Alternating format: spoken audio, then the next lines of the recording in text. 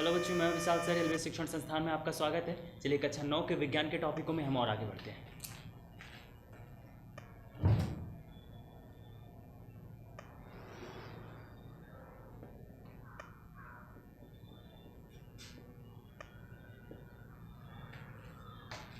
तो क्लास 9 के टॉपिक में हम कार्य के विषय में चर्चा कर रहे थे, उसी क्रम में हम और आगे बढ़ते हैं। तो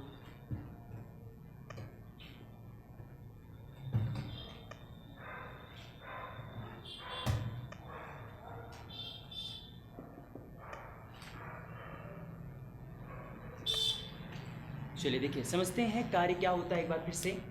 देखिए, कार्य को लेकर के मैंने एक्सप्लेन किया था कि अगर कोई वस्तु है, उस वस्तु में बल लगा करके कुछ विस्थापन उत्पन्न हो जा रहा है, तो आपके द्वारा लगाया गया बल तथा उस बल के कारण उस वस्तु में उत्पन्न हुआ विस्थापन, दोनों का गुणनफल जो होता है, इसी गुणनफल को हम लोग कार्य कहते हैं। बात समझ गए? कार्य को कैपिटल W से W बराबर F इंटू एस, जहाँ F वस्तु पर आरोपित बल है, स्मॉल s जो है ये वस्तु में उत्पन्न हुआ विस्थापन है। तो आपने ये चीज़ें पीछे देखा हुआ था। कार्य के विषय में मैंने और आगे बताया था कि कार्य जो होता है, इसका जो मात्रक होता है ये जूल होता है, या इसका एक मात्रक आप लोग और कह सकते हो न्यूटन डैश मीटर। बात समझ में? ठीक है। इसी क्रम में मैंने आपको अगला टॉपिक पढ़ाया था ऊर्जा को लेकर के। देखिए, ऊर्जा क्या चीज़ होती है, इसकी डेफिनेशन ये होती है कि किसी वस्तु के द्वारा, किसी व्यक्ति के द्वारा, किसी यंत्र के द्वारा उसके कार्य करने की जो क्षमता होती है, इसी कार्य करने की क्षमता को ही हम लोग ऊर्जा कहते हैं, एनर्जी कहते हैं। एनर्जी जो होती है, ऊर्जा जो होती है, ये दो प्रकार की होती है। इसी पर हमारा टॉपिक चल रहा था पीछे, तो जिसमें से मैंने पहला प्रकार बताया था आप लोगों को गतिज ऊर्जा, जिसे हम लोग काइनेटिक एनर्जी कहते हैं, और दूसरा होता है हमारा स्थितिज ऊर्जा। तो गतिज ऊर्जा क्या होता है, सबसे पहले इस पर चर्चा करेंगे। गतिज ऊर्जा के लिए जो मैंने आप लोगों को परिभाषा बताई थी, वो ये होती है कि किसी वस्तु के द्वारा अगर उसकी गतिशील अवस्था के कारण वो कार्य कर रहा है, किसी वस्तु में अगर गति की अवस्था के कारण वह वस्तु कोई कार्य कर रहा है, तो उसके द्वारा यह किया गया कार्य उस वस्तु में, उस निकाय में गतिज ऊर्जा के रूप में संचित होता है। बात समझ में? ठीक है। तो गतिज ऊर्जा का मतलब ये है कि कुछ वस्तुओं में, कुछ यंत्रों में उनके गतिशील अवस्था के कारण कार्य होने की क्षमता होती है, और गतिशील अवस्था के स्थिति में या गतिशील अवस्था के कारण उनके कार्य करने की जो क्षमता होगी, इसी क्षमता को हम लोग कहेंगे गतिज ऊर्जा। बात समझ गए? अब हम देखेंगे गतिज ऊर्जा को लेकर के गतिज ऊर्जा का सूत्र निकालना। तो अगला हेडिंग हमारा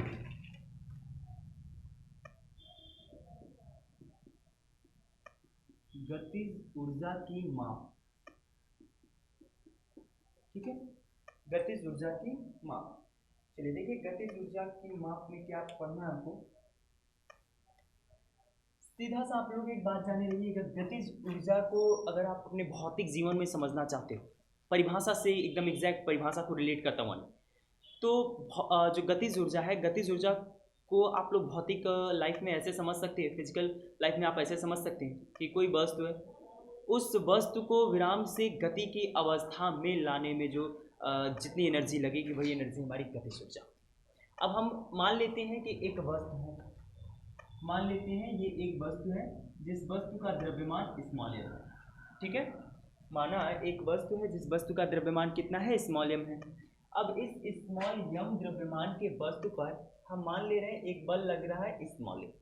ठीक, आपको मालूम है कि बल लगेगा तो इसकी जो गति की अवस्था है, चाहे विराम की अवस्था है, इनमें परिवर्तन आएगा, और जब इनकी अवस्थाओं में परिवर्तन आएगा, अर्थात वेग में परिवर्तन आएगा, और वेग में परिवर्तन को त्वरण कहते हैं। तो मान लिया जो वस्तु हमारा यहाँ रखा गया था जिसका द्रव्यमान स्मॉल एम है, इस पर जब हमने कैपिटल एफ न्यूटन का बल लगाया, तो बल लगाने से इसमें त्वरण उत्पन्न हो रहा है स्मॉल ए का।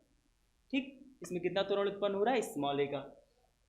अब इस परिस्थिति में इस वस्तु के द्रव्यमान में जो हमने बल लगाया, तो उसके कारण उत्पन्न त्वरण की जरा गणना कर लेते हैं। न्यूटन के द्वितीय नियम से जो त्वरण निकलेगा वो F is equal to A is equal to F by M से निकलेगा।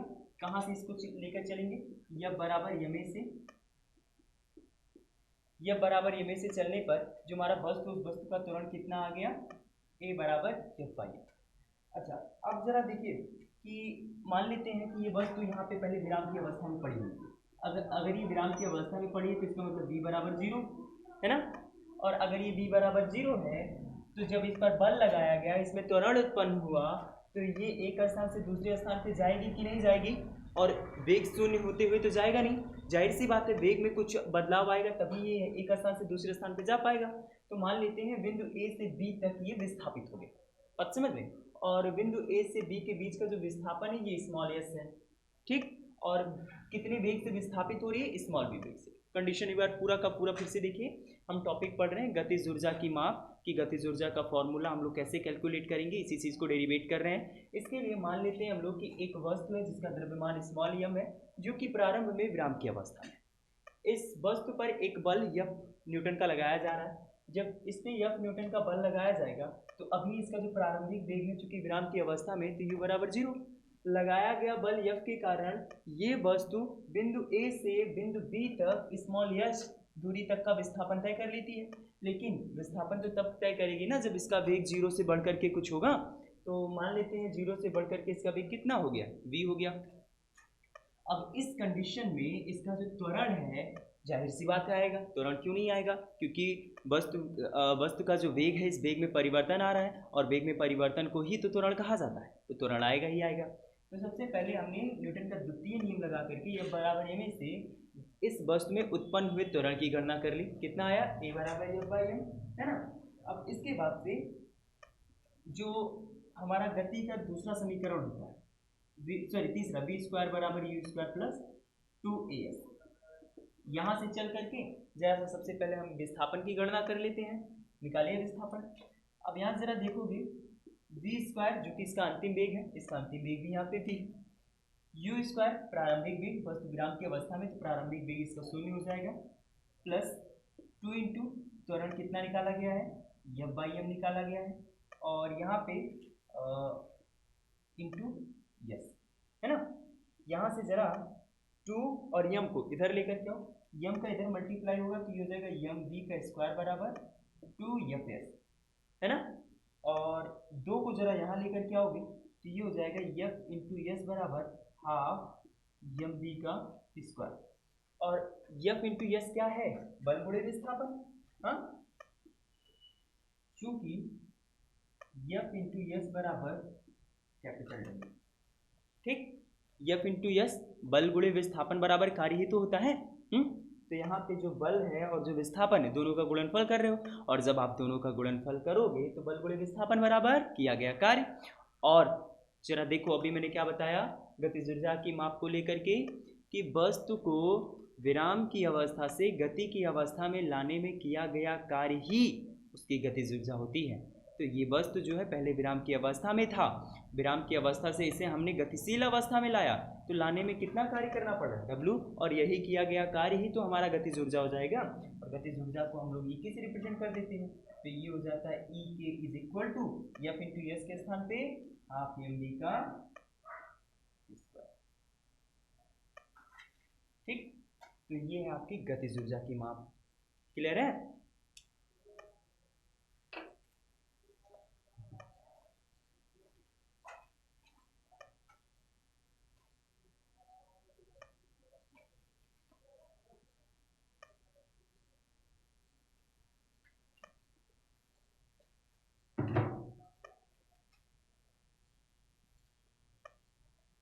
अगला नंबर,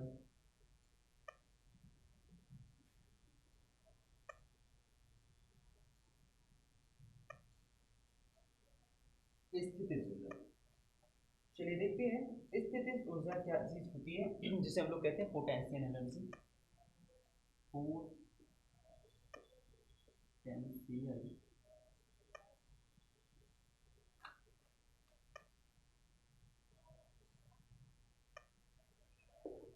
पोटेंशियल एनर्जी,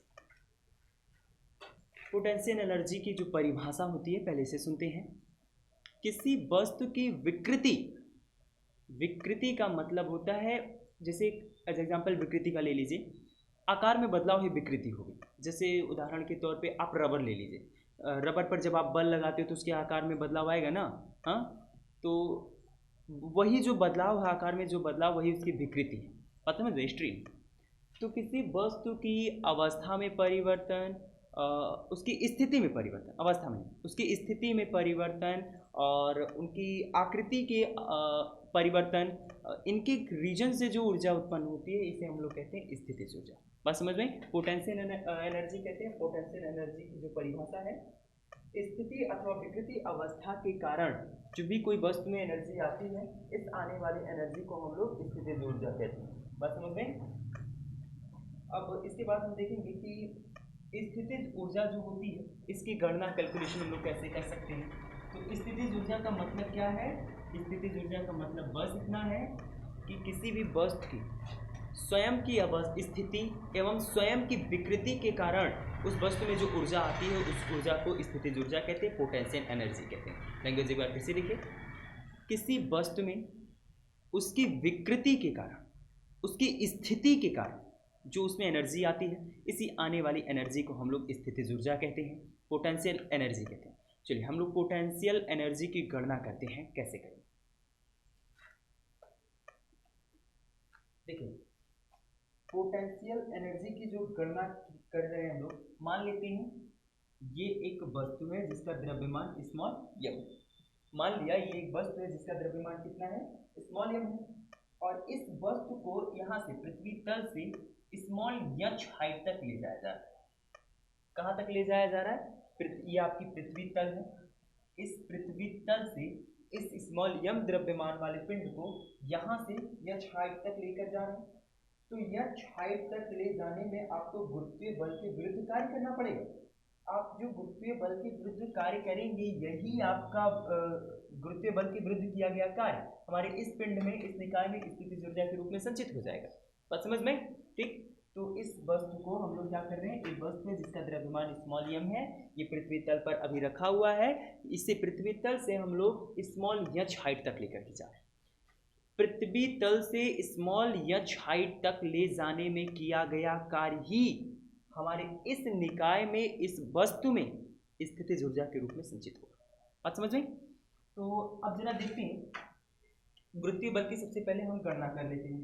तो स्थितिज ऊर्जा U बराबर, देखिए अभी मैंने लैंग्वेज स्टेटमेंट क्या बताया कि जिसका द्रव्यमान स्मॉल यम है, इसी पिंड को जब हम पृथ्वी तल से एच हाइट तक लेकर के जाएंगे तो एच हाइट तक ले जाने में जो किया गया कार्य है हमारे द्वारा, यही किया गया कार्य इस पिंड में, इस निकाय में किस रूप में संचित हो जाएगा, स्थितिज ऊर्जा के रूप में संचित हो जाएगा। तो स्थितिज ऊर्जा U बराबर गुरुत्वीय बल के विरुद्ध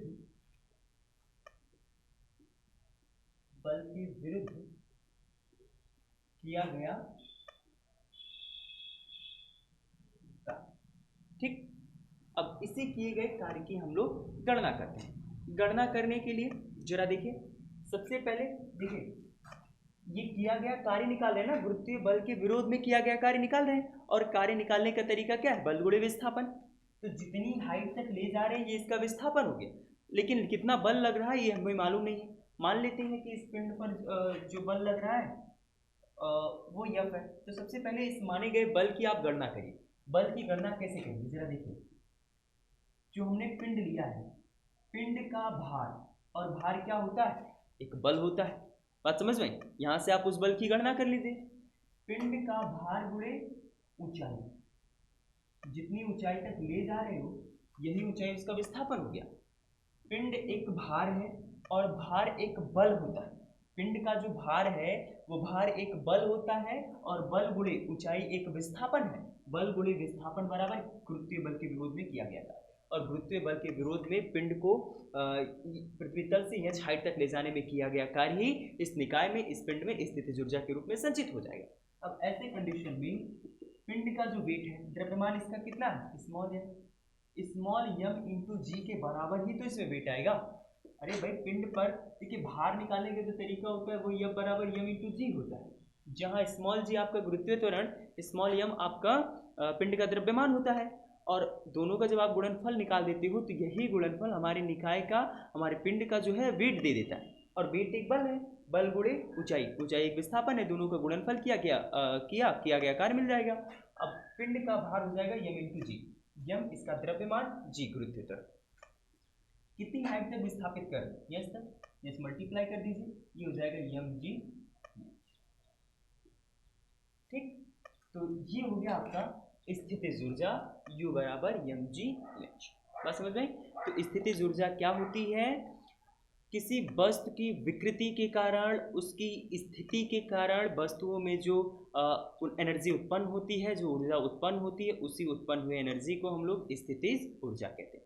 दोनों टॉपिक बहुत ध्यानपूर्वक आप पढ़ेंगे, इंटर फर्स्ट ईयर में बहुत काम आने वाले हैं ये टॉपिक। इन्हीं के विषय में इंटर फर्स्ट ईयर में हम और अधिक चर्चा करेंगे, तो इसीलिए इस टॉपिकों को आप बहुत ध्यानपूर्वक पढ़िएगा। जो चीज़ नहीं समझ में आएगा आप तुरंत हमको कमेंट के थ्रू पूछ सकते हैं।